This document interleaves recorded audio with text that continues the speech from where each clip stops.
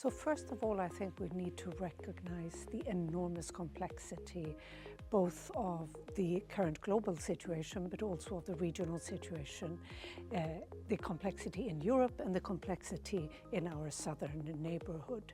So that is, of course, the background in everything that we do. I think we also need to recognize the challenges of the past and what we have not been successful with.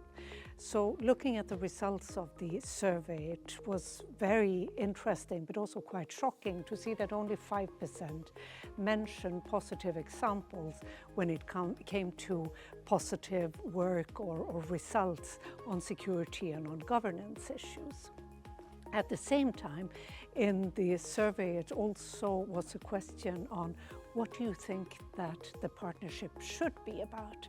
And there, both the questions of security, conflict resolution, as well as partnership ranked extremely high.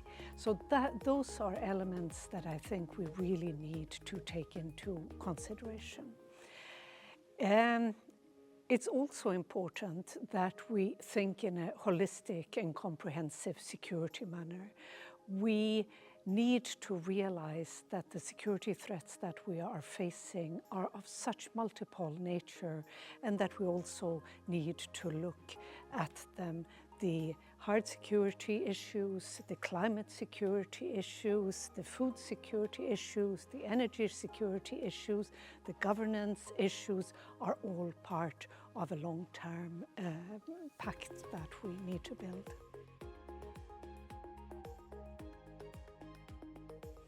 I think the most important part is that we actually are humble. Coming back again to the results of the survey, I think the most clear message is that there is a wish to have a partnership. We have been talking about a partnership for the last 30 years, but we have maybe not been so successful in creating a real partnership. So we need to build this together, not Europe presenting something to our southern neighbors, but we need to build it together. We also need to make sure that we work with different actors.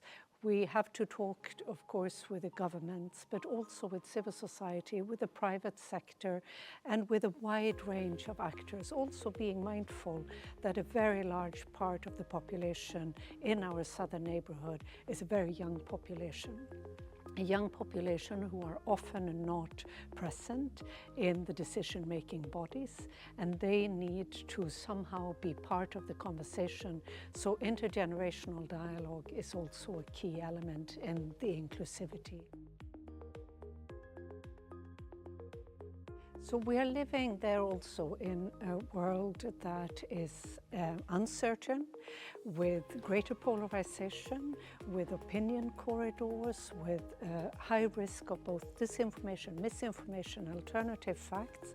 And I think that the work of think tanks is more crucial than ever before, both of course in terms of the actual research and in presenting solid evidence-based information for policymakers, for decision makers, but also for the general discussions and debates.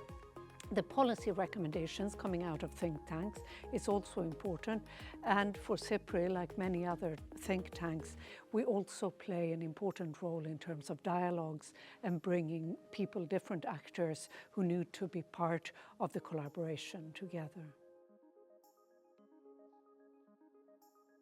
It's very hard to choose one thing, so I actually will choose two.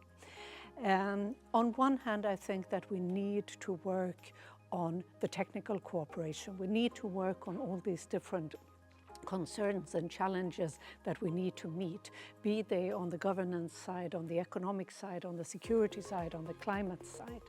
On the other hand, we also need to really reinvest in dialogues. We need to reinvest in diplomacy, including in soft diplomacy, cultural exchanges, student exchanges, people-to-people contacts.